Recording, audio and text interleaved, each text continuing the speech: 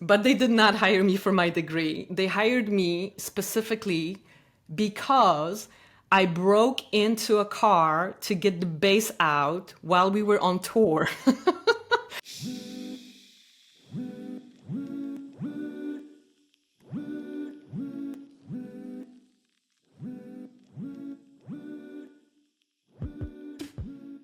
All right, so I want to maybe dig a little deeper into your background. You as being, employee number 4 at Poster House out of what, 50 people at this point, and we're even growing. Yeah, I think we're getting there. Like with all the part-time folks as well, we're close to that number. It's really amazing, right? What could happen in 5 years. But how did you end up working at Poster House? I applied. It was that. So Okay. prior to Poster House, I was working as a senior designer for the Juilliard School. And I was on my sort of weekly checkout of what Pentagram has been up to. And I saw just like, a future project of Poster House. Like, what is it? I went to Poster House's website and there was one job open for a designer. It's like, that's my job. And it was really great because the job description said one thing, and I had this massive, like, delusional thinking that it's not what the job is saying that it's going to be. It's going to be what I think it's going to be as a young institution. And now this job is this is my job now. What I thought that this job should be, and not what the Oh, job interesting. description was. So you I came just, I, into it with some ideas of what it should be. Is it like you're like, I know what somehow. the job description says, but I think it should be ABC. Like, is that how it went? That is exactly what it is. And I don't think that I've said it publicly, this is what I think it should be. It just happened that way. And of course, and I applied for this job and I was like, this is my job. I applied for it and then I heard nothing. Oh gosh. And I think 3 weeks went by and it's like, you know what? I'm following up. I followed up and I got a call like half an hour later. Somehow, I don't know if my application didn't make it through or whatever, but I got an interview. I met with Julia. We had a great conversation. Then there was another sort of interview. There was a project that, on Friday, we had an interview on Friday evening or like afternoon. Hey, can you do this project for Monday? Let's see what you can bring to the table. It's like, sure, I can. So I did, and I got the job, and it was really, really, like, I knew it was my job. I just knew it. And I knew that the job description was going to be something else very soon. And I don't know, there was just, I really saw something special about Poster House and also the people that I've met during the interviews. And Julia, she's brilliant. So is Angelina. So it's just so amazing to kind of see how we all have changed over the course of time, the last 7 years. But I also had the people who said yes, to me, and I think that's the key. Yeah. So I'm picking And up I think, on just yeah, going for it, having the guts to go for it, and actually being relentless, right? And just like, oh yeah, of yeah. course I can do that. Just give me a day, right? I'll get it done. I mean, it was a shit ton of work in general, like the last 5 years or like the last 7 years. Like, there is something to be said about a startup organization, even if it's a nonprofit organization, but still a startup. There is a different kinds of sort of intention and agility that needs to be a part of everyday experience. So we all worked, we definitely worked to make this happen. And it's just, we got lucky, but we showed up and we did the work. Yeah. Yeah, I love that.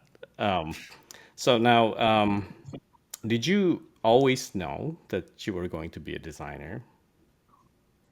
Oh, not at all. Not at Well, all. tell me Yeah, more. these are the recent developments. Oh my goodness. No, not at all.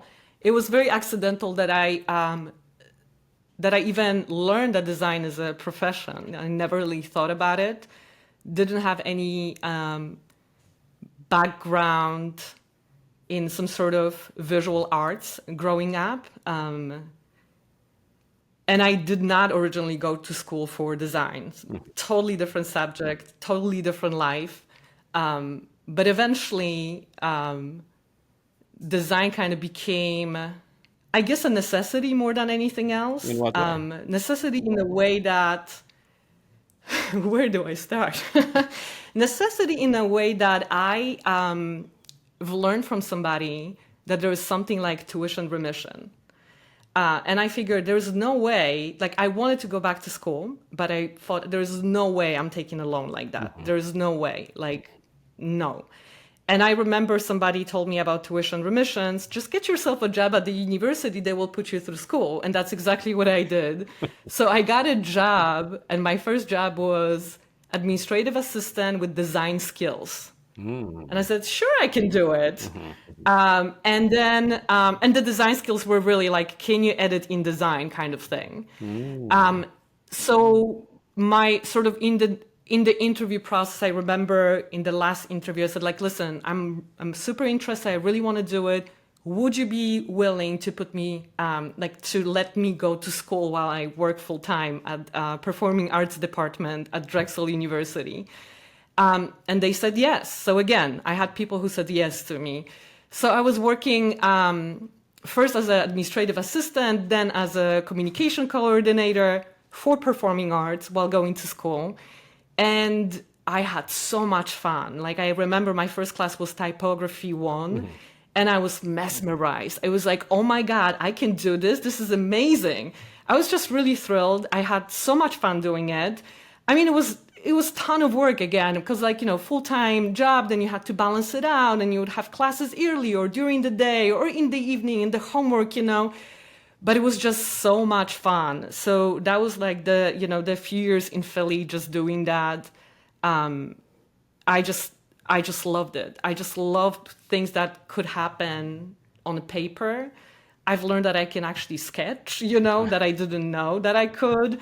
I just really, really love it. So the design was really necessity for me, because like they wanted design. I was thinking about going back for photography or something like that, because that's what I always photographed, especially like live performance. I really love the interaction that is happening on the stage between musicians, especially in improvised or jazz music. You know that there is like this moment of rest in between sort of solos, and it's fascinating to me to kind of capture people in the flow as musicians. Yeah. So I was thinking about going for photography, and you know, they needed somebody who can design. That was me, you know. It can't just be out of necessity. I feel like you must have seen something or felt something when you saw, you know, things that are well designed, and you feel like you want to be doing that, or you want to be you want to have hands in creating. Later on, yes, but not originally. Again, it was really necessity, but it was something creative, and I knew that, like, okay, let me try it out. It was later when I started doing it, and I realized how difficult it is to do it, actually, and how much work it takes to do it. That was the moment when I actually started. You know, it's like the more you see, the more you know, the more you learn, the more you pick up, you start seeing things. They jump at you, and that is the moment when I started to see things. And then I started remembering seeing them when I was younger too. And then Drexel, the Westfield College, has a really nice Polish poster collection. And I've participated in one of the projects, and we worked on that collection. That's like pre poster house. And I just remember seeing some of the posters that they've had in their collection that I saw as a child, and I still remembered. So it was really nice to kind of go back to it and kind of see a different kind of beauty of those posters. And just, I feel like I always understood the meaning. It's like kind of ingrained DNA kind of thing. But then I started appreciating the craft and the visual language behind them in a different way. Now, you applied for this job, right? Administrative assistant, whatever, right? And then you're like, I want to design at the same time. You had a degree already at that time, right? Yes, but they did not hire me for my degree. They hired me specifically because I broke into a car to get the bass out while we were on tour. So Is I've this had a many confession or? I've had many other jobs along the ways, and I've traveled quite intensively in my 20s. So yes, they did not hire me for my degree. Although my degree, I have masters in law and administration, specifically administrative Hmm. law. And but yeah, I never really practiced. It was just like education done and then moving on kind of thing. But yeah, I went to school for many, many years to actually get the master's degree. It still didn't occur to me that maybe this wasn't the path. It was Uh-huh. fun, the part of it. I found like really, really interesting subjects within the study. Some of them was logic. I loved sort of the mathematical basis for logic and how you can actually decipher truth from lie based on basic sort of set of rules, questions, and mathematical equations. So that was really fun. But you know, I like looking back, I definitely implement a lot now in my work from what I've learned when I was studying the subject. There's a lot of like management and sort of theories of organizations, some legalities, you know, Hmm. all of that stuff kind of comes handy. Maybe not in-depth knowledge, but just kind of like being a part of that curriculum definitely helps me with what I do today, which is not only the design, but also this kind of like larger management Hmm. and sort of strategizing for a nonprofit organization and growing teams for Yeah, sure. I can't tell you how much I hate reading through agreements. Ah, you see, because the language is not accessible. There you go. Yeah, I think someone needs to redesign contractual language. How's that? I bet somebody already did it, really. It's just not fully implemented yet. But yes, this is definitely something that should happen. And I think there is intentionality behind the language not really being as clear. And I have to say, it's probably the same in Polish. At least I had a very short stint in a law firm when I think I just processed a lot of plaintiffs. Mhm. So I remember that language was intentionally just not clear to like a regular folk. Yeah. Um, I want to talk about trauma a little bit because it seems like you have a, I don't know, maybe you are immune to trauma because you've been through things like stealing an amplifier from someone's car. But I think Oh, no, yeah, no, I no, want no. to. I broke into the car to open it to get the Oh, base. I okay. didn't steal It's anything. slightly different there. I can tell you later. Now it's when have you, like you said earlier that people say yes to you and that's how you ended up here, right? Um, how many times have you failed like asking for things and people say no? Oh, many, many And what times. keeps you Um, going? Like why do you stay resilient and just keep going for it? I don't know. Maybe there is just you just do, you just do. This is no, this is yes, great. If that's the yes, that's now the pathway. And then next time, when you come back and there's maybe another yes and maybe there's another no.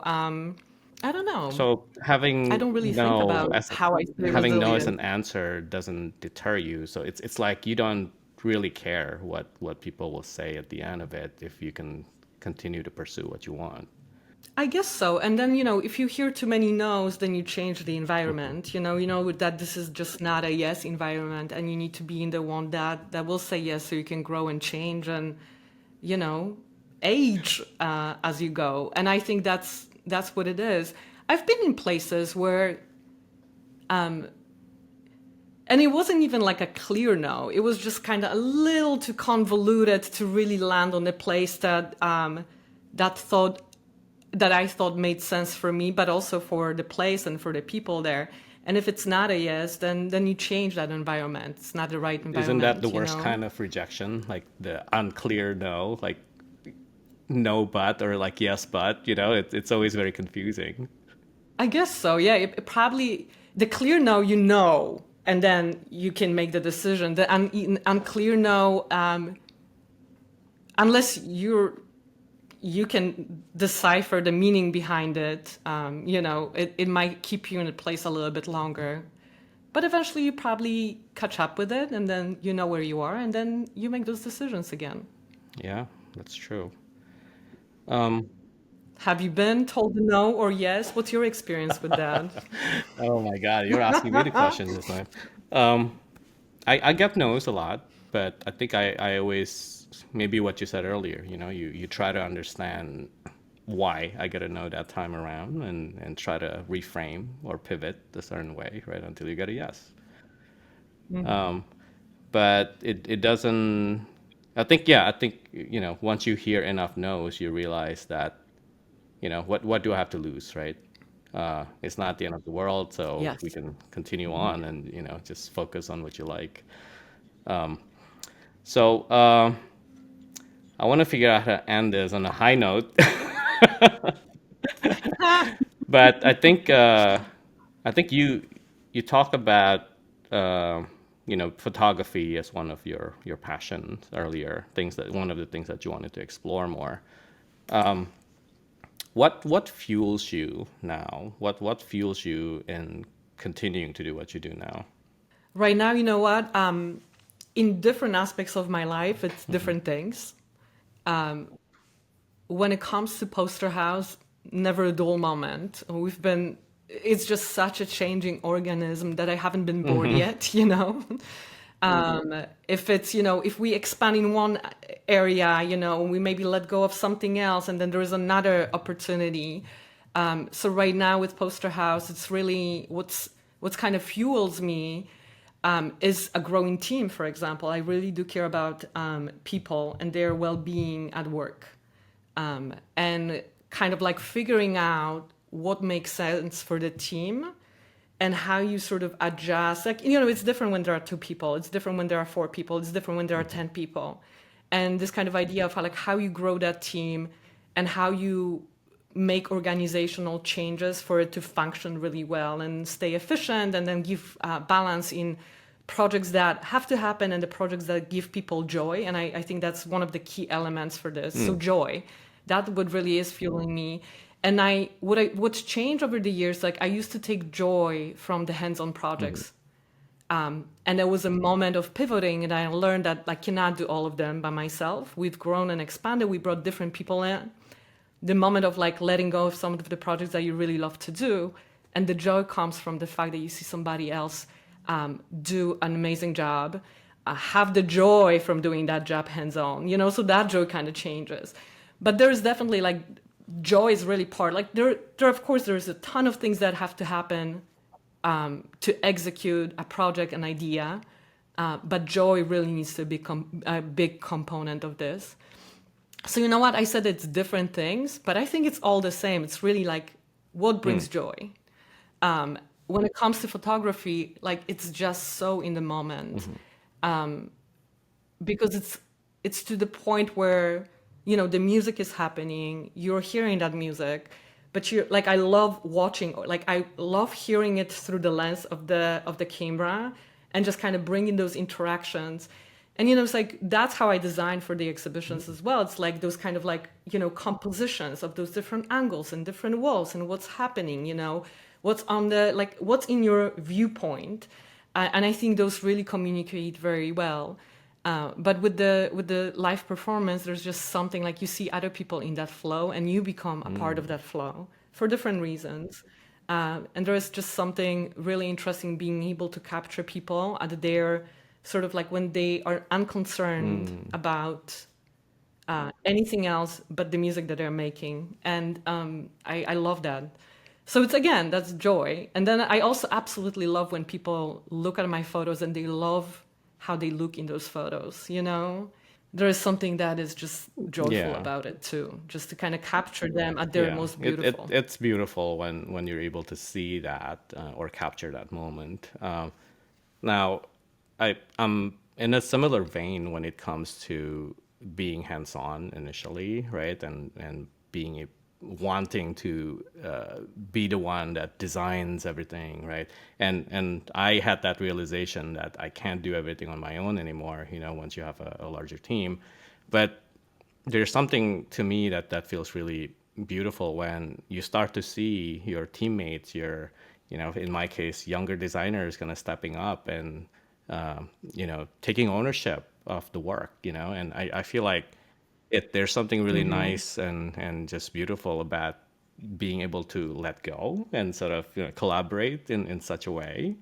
And this to me extends beyond design, because I think in my world now, at least, I have to work with programmers, I have to work with strategists, storytellers, there's so many different talents that have to come in, and it's always wonderful when I start to see everything come together, and we speak in the same wavelength, and everything just works. The alignment, absolutely, Yeah. So I absolutely. think I want to congratulate you. Having been in Poster Hub for so long, I think the current exhibits. Maybe you can tell me more about that, or tell our audience about the two exhibits that are currently up. Of course. So our fifth anniversary celebrations are focused on two shows. The first one is our love letter to New York City with travel posters of New York. And that's in our main gallery. It's a really amazing sort of storytelling of the different posters that were created to advertise New York and travel to New York, and how designers saw it, what they focus on. It's curated by Nico Lowry, and it's really spectacular. It was fun working on it. Kind of converting the visual kind of identity of the exhibition is really based on the book that we've published this year as well, which is also available in the shop. And our other exhibition is just fun exhibition of movie posters designed by Dawn Bailey. And it's just like a story about how her career developed over time, and just seeing what posters she worked on. So we're starting with Dirty Dancing, for example, and we go through all kinds of different experimentations that she's done and how successful she was working in Hollywood and creating those posters.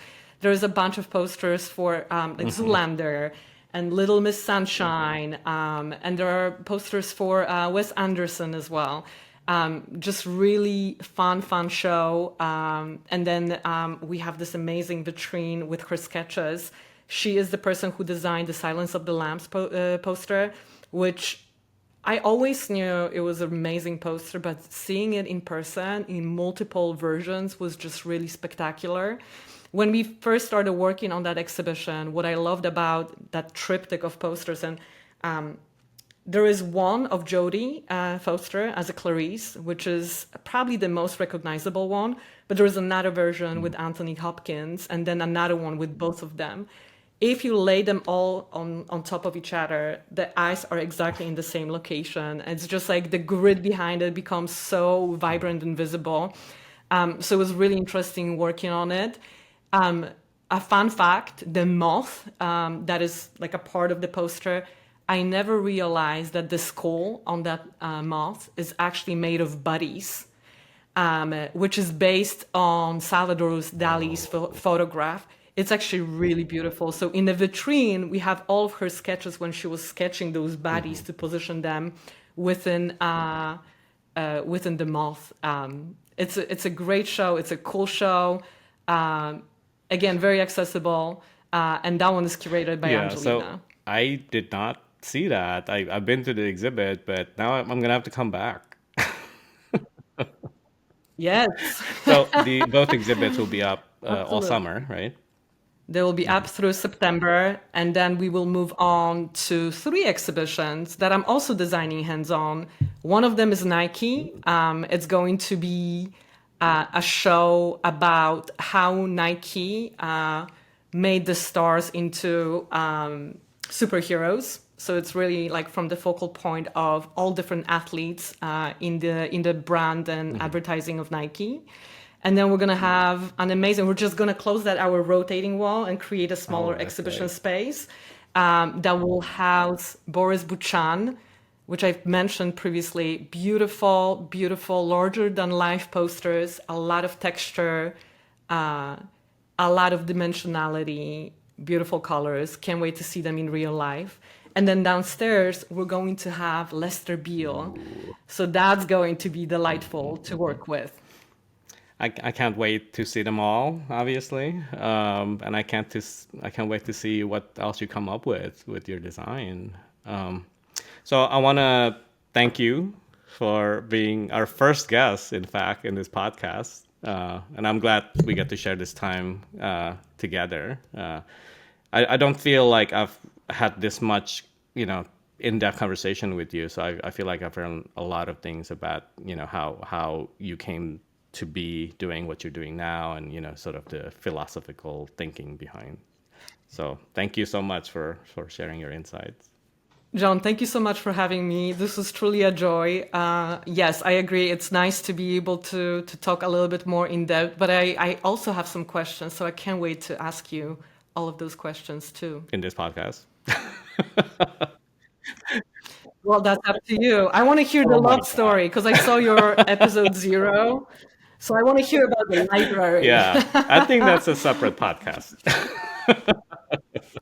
There you go. Well, you know what? How about when you turn 5, you bring me back on and then we'll talk again. Right. Okay, on that note, thank you for listening in, and thank you, Ola, for being our guest today. And that's a wrap for today, but we'll be back with more exciting guests, more exciting conversations, more informal jokes. But yes, until next time, I'm John Kudos. Thank you.